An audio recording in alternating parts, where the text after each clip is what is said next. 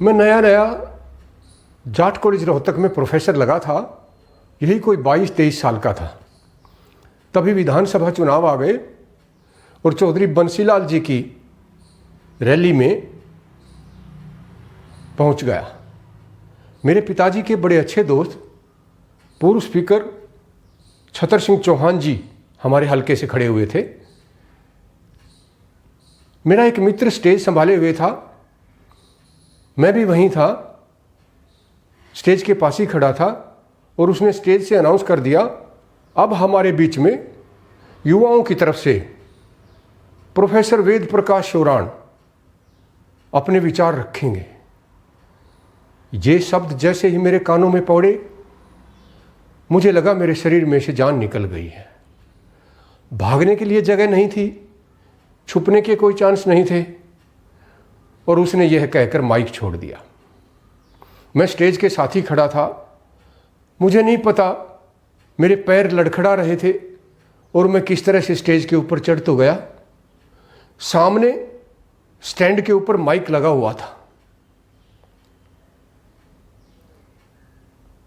मैं ऊपर जाकर सामने की तरफ देखते ही मुझे इंसान दिखाई नहीं दिए, सिर ही सिर दिख रहे थे दूर तक। इतनी भारी भीड़ में पहली बार मैं ऊपर पहुंचा था। एक हाथ से मैंने माइक के स्टैंड को पकड़ लिया, दूसरा हाथ कहां रखूं ये मुझे समझ नहीं आ रहा था। हिम्मत करके मैंने बोलना शुरू किया। मुझे नहीं पता मैंने क्या कहा, पर तालियों की गड़गड़ाहट जो आज तक मेरे कान में गूंजती है, उसने मुझे इतना आत्मविश्वास दे दिया, इतनी हिम्मत दे दी कि उसके बाद मैंने 10 मिनट तक धुआंधार भाषण दिया। और उसके बाद जब मैं नीचे उतरा तो मेरे दोस्तों ने मेरी खूब वाहवाही की। मैं ये कहना चाहता हूं, आज के ज़माने में कम्युनिकेशन स्किल बहुत ज़्यादा ज़रूरी है और उसमें बोलना तो बहुत ही ज़्यादा महत्वपूर्ण हो गया है। भले ही आपका काम पब्लिक स्पीकिंग के बिना चल जाए, पर स्पीकिंग के बिना नहीं चलेगा। प्राइवेट सेक्टर की नौकरी में अगर आप पटर पटर नहीं बोलेंगे तो आपकी मार्कशीट, आपके नंबर, आपकी संस्थाएं उनके किसी काम की नहीं।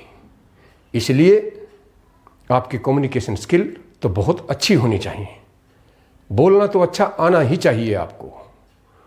अगर कोई दो बात मुझसे जानना चाहते हो तो वो ये, स्टेज के ऊपर या जब कभी भी आपको बोलने का मौका मिलता है, दो बातें आप जरूर ध्यान में रखें। पहला, दर्शकों की आंख में आंख डालकर बात कीजिए, कभी भी उनसे इधर उधर नजरें चुराने की कोशिश न करें।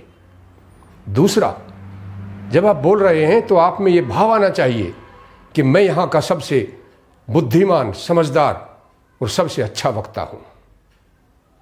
वैसे भी जो भी मैं कुछ बोलूँगा इन दर्शकों को सुनना ही पड़ेगा। ये भाव जब तक आपके मन में नहीं आएगा, आप में वो कॉन्फिडेंस नहीं आएगा। मैं चाहूँगा हर विद्यार्थी प्रैक्टिस करे, बार बार ये बोलकर, देखकर और सुनकर अपने आप में आत्मविश्वास को बढ़ाने की कोशिश करे।